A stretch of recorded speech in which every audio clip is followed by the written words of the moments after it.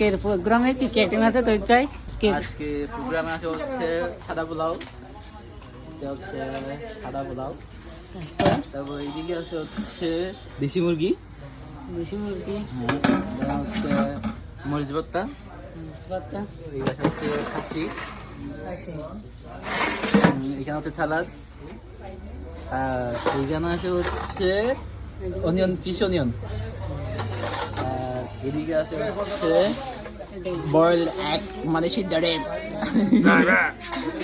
সবগুলো করছে তহিদ ভাই।